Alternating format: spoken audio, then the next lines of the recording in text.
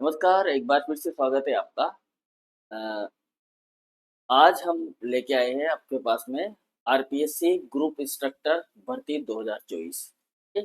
इसके बारे में डिटेल से जानकारी लेंगे। साथ ही जानकारी लेंगे ओटीआर में होने वाली समस्याओं की, जो ओटीआर के थ्रू समस्याएँ हो रही है, उनके थ्रू भी हम जानकारी लेंगे। तो आपने पहले वीडियो पर काफ़ी अच्छे आपके व्यूज़ हमें मिले हैं। ये हमारा दूसरा वीडियो रहेगा। तो आपका सबसे पहले तो धन्यवाद कि आपने वीडियो को देखा, लाइक किया, सब्सक्राइब किया।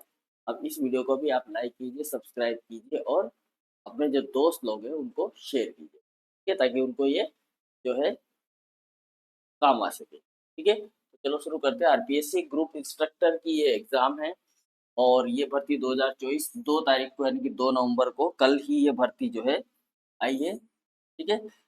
इसके साथ-साथ इसमें 2-3 चीज़ें और हैं। एक सर्वेयर, असिस्टेंट, अप्रेंटिस, एडवाइज़र भी है।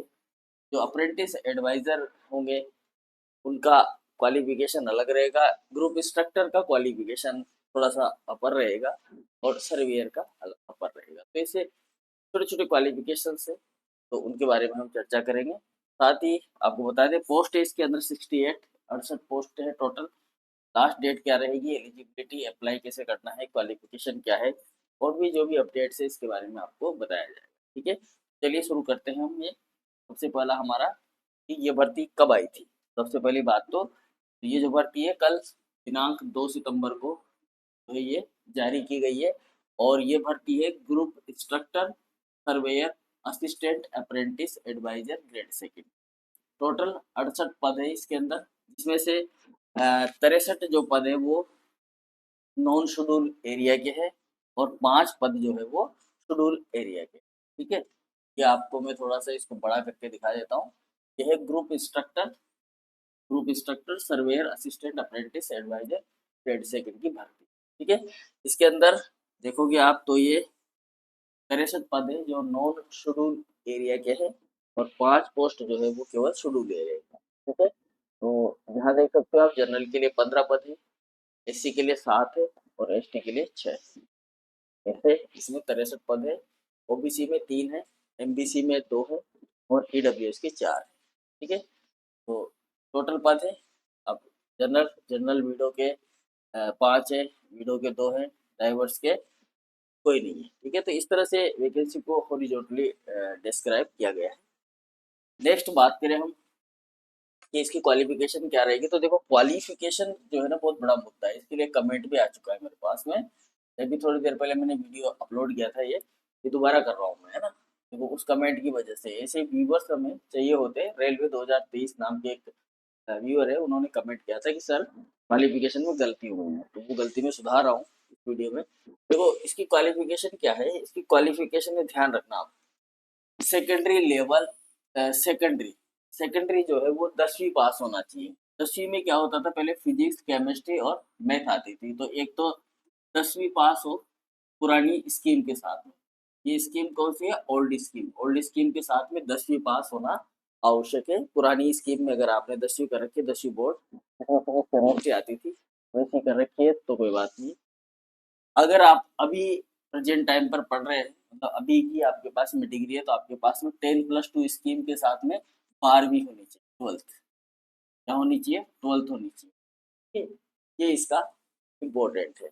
इसके अलावा आपके पास क्या होना चाहिए, अगर आप पुरानी स्कीम में हो तो ये देखो नेशनल ट्रेड सर्टिफिकेट है। आपके पास कुछ नहीं हो तो आपके पास में नेशनल ट्रेड सर्टिफिकेट या नेशनल अप्रेंटिस सर्टिफिकेट होना चाहिए।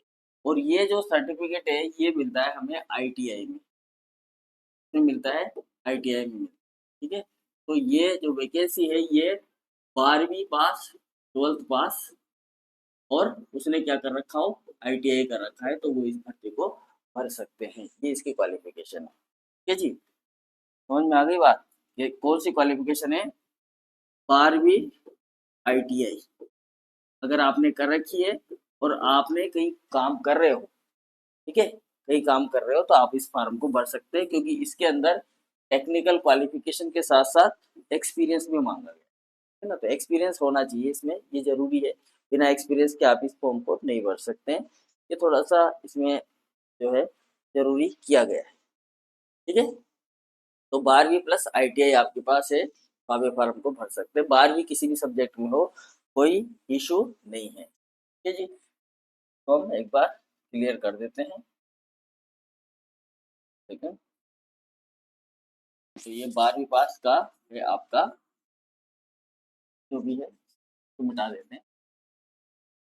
ठीक, अब देखो इसके अलावा अगर आपके पास ITI नहीं है तो फिर आपके पास क्या होना चाहिए, तो हमारे पास एक चीज होनी चाहिए, क्या, BOC की डिग्री होनी चाहिए, या 3 साल का डिप्लोमा हो इंजीनियरिंग टेक्नोलॉजी के अंदर, या फिर किसी इंजीनियरिंग टेक्नोलॉजी के अंदर जो UGC से रिकॉग्नाइज्ड है वो डिप्लोमा हो, या फिर आपके पास में क्या हो, नेशनल ट्रेड सर्टिफिकेट या नेशनल अप्रेंटिस सर्टिफिकेट, जो कि कौन प्रोवाइड करवाता है, ITI। ठीक है, ITI सर्टिफिकेट होना चाहिए, 12वीं पास होना चाहिए, आप इस फॉर्म को भर सकते हो।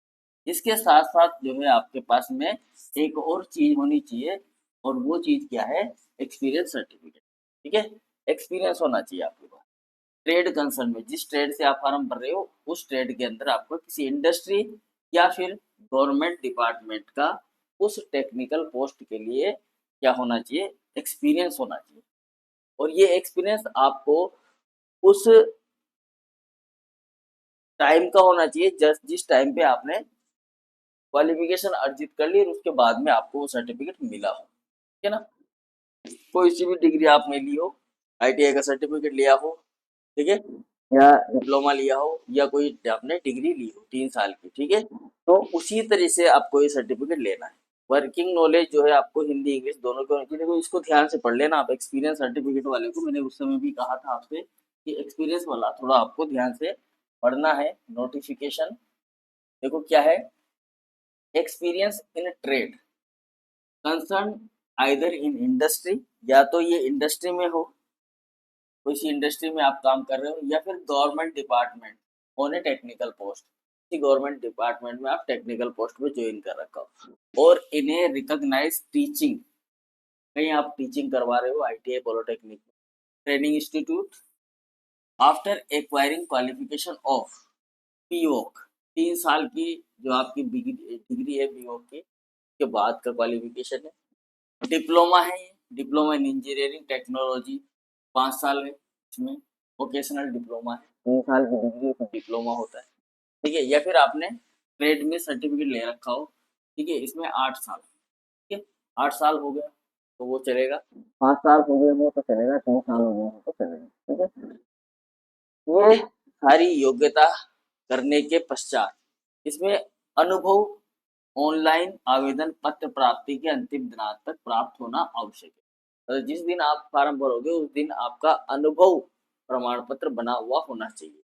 तो ये यहाँ पर अनुभव जो है इम्पोर्टेंट है ना, ये आवश्यक है, तभी आप इसका फॉर्म भर सकते हो, अदरवाइज फॉर्म भरने का कोई औचित्य नहीं रह जाता है। ठीक है, तो ये हो गया यहाँ पर हमारा।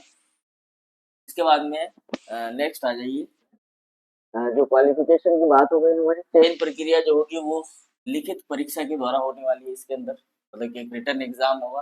फॉर्म कब भरेंगे, तो ये जो फॉर्म है ये भरे जाएंगे भैया 17 सितंबर 2024 से लेकर 16 अक्टूबर 2024 रात्रि 12 बजे तक, ये इसकी फॉर्म भरने की स्टार्टिंग डेट है और ये इसकी लास्ट डेट है। ठीक है, फॉर्म भरने की डेट है 17 सितंबर 2024, लास्ट डेट है 16 अक्टूबर 2024। ठीक है, इस चीज का ध्यान रखना है।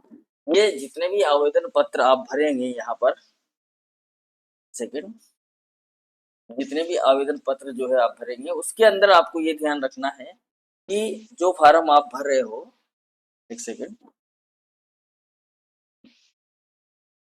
जो फॉर्म आप भर रहे हो वो फॉर्म आपको भरना है कहाँ से, RPSC की वेबसाइट से। ठीक है, या फिर आप भर सकते हो उस फॉर्म को SSO से, जो SSO वेबसाइट है यहाँ से भर सकते हो। ये मित्रा के थ्रू इसे फॉर्म भरा जाएगा और यहाँ पर वही वन टाइम रजिस्ट्रेशन आपको करना पड़ेगा, OTR जिसे हम बोलते हैं। OTR करने के लिए आपके पास में एक आधार या जनाधार होना चाहिए और एक SSO ID होनी चाहिए, जब आप ये फॉर्म भर सकते हैं। अगर भारत राजस्थान से बाहर के लोग हैं तो उनको भी ये OTR करना पड़ेगा, वन टाइम रजिस्ट्रेशन में भाग लेना पड़ेगा, तभी वो फॉर्म भर सकते हैं। ठीक है, इसमें कहीं ये नहीं लिखा कि और राजस्थान का व्यक्ति ही होगा। ठीक है, अब यहाँ पर जो OTR आप करोगे तो वो कैसे करना है उसके बारे में थोड़ा सा अपन बात कर लेते हैं। देखो OTR करने के लिए क्या है कि आपका जो फोटो है वो लाइव अपलोड होगा यहाँ पर, है ना। कैसे अपलोड होगा? लाइव। तो थोड़ा सा इसको बड़ा कर देता हूँ, एक सेकंड।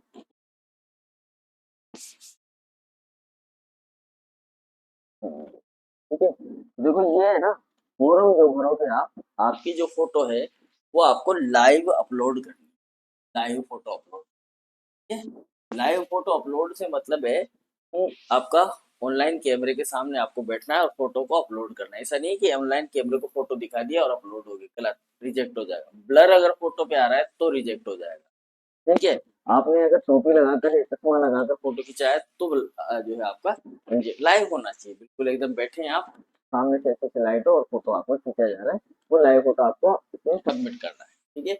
इसके साथ साथ यहाँ पर आपको ध्यान रखना है आपके सिग्नेचर, सिग्नेचर के साथ साथ बाएं हाथ का अंगूठा निशानी ये जरूर लगानी है, क्योंकि जब भी अंगूठा निशानी आप इसके अंदर अपलोड करोगे उसी अंगूठा निशानी को मिलाया जाएगा। कहाँ से?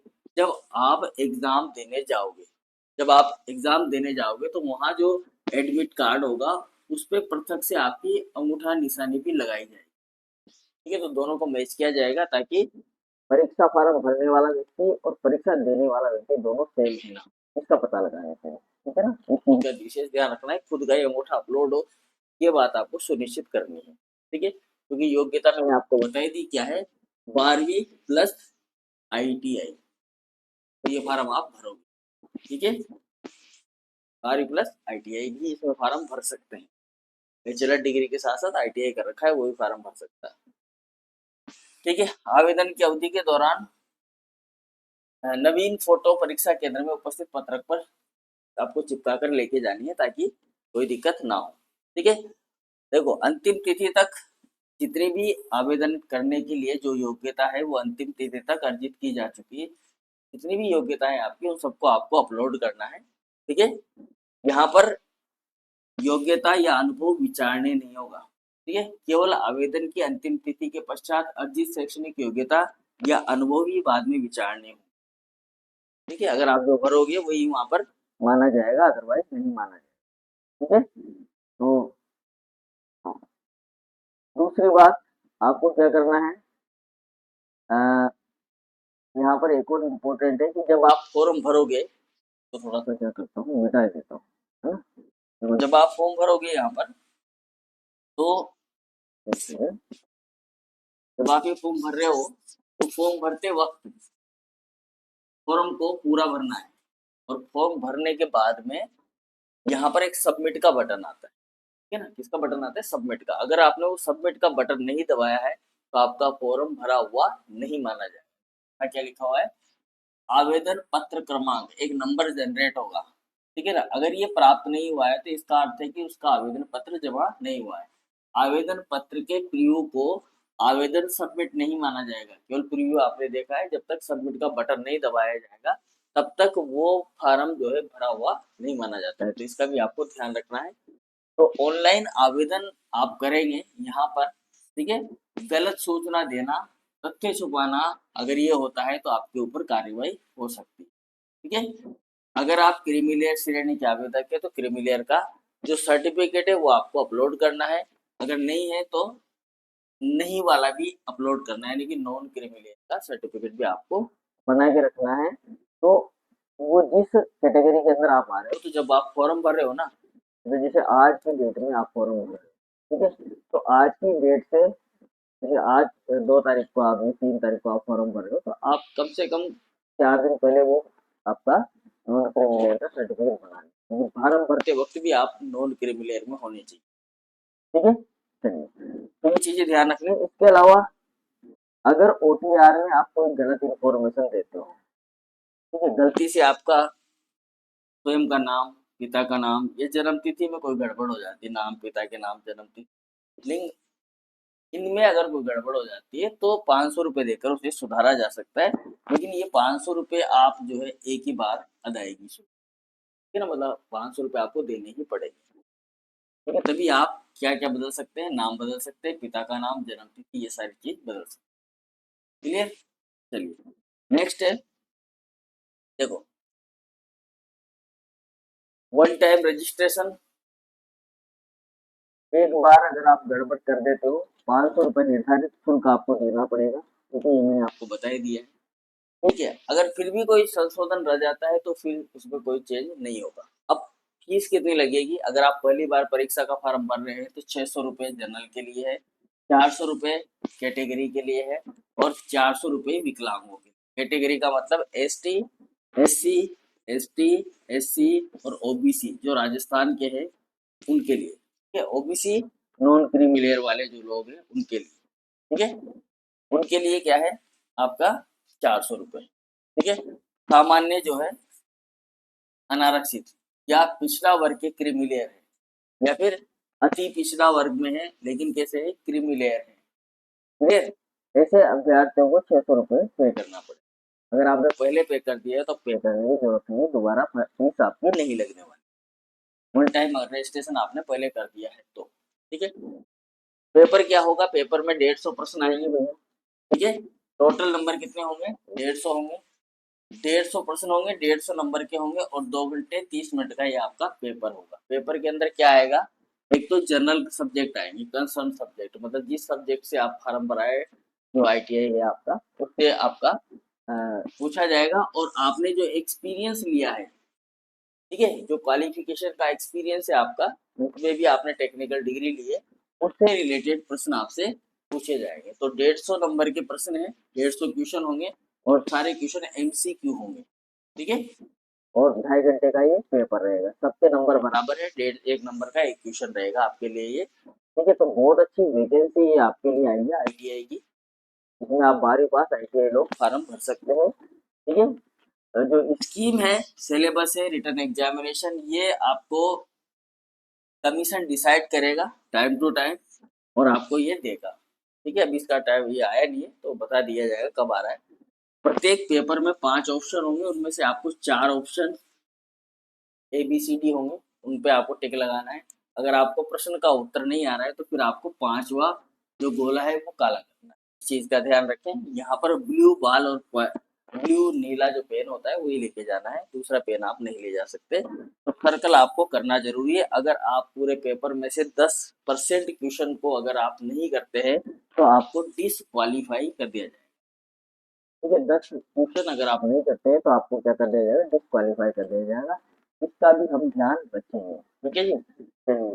तो अब आगे बात करें अपन, तो एक चीज और है यहाँ पर कि आप जो इस्तेमाल कर रहे हैं मोबाइल नंबर और ईमेल आईडी, वो आपकी हमेशा आपको बचा के रखनी है, उसको खोना नहीं है। अगर बाई चांसली वो खो भी जाती है तब भी, या उसमें कोई परिवर्तन होता है तो आप उसकी सूचना हो सके तो आयोग को देंगे। अगर नहीं देते हैं तो इसकी स्वयं की जिम्मेदारी आपकी होती होगी। तो आप ऐसा मोबाइल नंबर रखें जिसे आप बार बार रिचार्ज करवाते हैं, क्योंकि 1.5 महीने में आजकल क्या है, मोबाइल को ब्लॉक कर दिया जाता है। अगर आप उसको चला नहीं रहे हैं तो बंद कर दिया जाता है, तो मोबाइल बंद नहीं होना चाहिए। ठीक है, अंतिम दिनांक का इंतजार किए बिना आपको ऑनलाइन आवेदन करना शुरू कर देना चाहिए। डेट मैंने आपको बताई दी, 17 तारीख से 19 तारीख तक, 17 सितंबर से 19 अक्टूबर तक ये डेट चलेगी आप। ठीक है, देखिए अगर फार्म में कोई त्रुटि पाई जाती है और आपका ऑनलाइन आवेदन आपको संशोधन करना है, ठीक है, तो जो अभी प्रक्रिया बताई गई है 500 रुपये देकर, उसे आवश्यक रूप से आप संशोधित कर लें।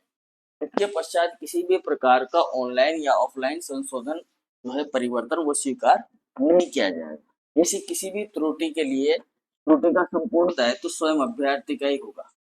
ठीक है, साथ ही ये भी आपको हिदायत दी जाती है कि आवेदक अगर ई मित्र अथवा अन्य स्रोत से आवेदन करता है, ध्यान रखना, तो आवेदक स्वयं ई मित्र या अन्य स्रोत पर जाकर आवेदन कराए, मतलब खुद जाए। ऐसा नहीं किसी को दे दिया हाथ में, जा भाई तू कर देना मेरा फॉर्म, खुद को जाना पड़े क्योंकि आपका खुद का फोटो खींचेगा, इसलिए आपका आना अनिवार्य है। ई मित्र अथवा अन्य स्रोत के भरोसे न छोड़ें। मित्र वाले को देखे नहीं है, जब तक वो फॉर्म नहीं भरे वहां से आना नहीं है। ठीक है, अगर आज नहीं भरना तो कल भरिए, सर्वर बिजी है तो कल भरिए, लेकिन आपको खुद को ही भरना है। ठीक है, लास्ट जो एक्सपीरियंस सर्टिफिकेट आप बना के लाओगे आपके इंस्टीट्यूट से जहाँ से आप काम कर रहे हो या जहाँ आप नौकरी कर रहे हो, ये वाला फॉर्म आपको उसमें अपलोड करना पड़ेगा। तो ये फॉर्म सबसे पहले फॉर्म भरने से पहले आपको, तो आपने 12th कर लिया, ITI कर लिया, अब आपको ये फॉर्म भरना है, तो आप ये जो परफॉर्मा है ये डाउनलोड करेंगे और डाउनलोड करके आप इसको जो है अपलोड करेंगे। ठीक है, इसको भरेंगे, यहाँ पर सिग्नेचर होंगे, सिग्नेचर और सील लगेगी, का ध्यान रखना है। ये सारी चीज आपको भरकर ही उसके अंदर अपलोड करनी है जहाँ भी आपने काम किया। ठीक है, तो ये थी हमारी आज की वैकेंसी। कल नई वैकेंसी के साथ फिर मिलते हैं। तब तक के लिए goodbye, thank you very much.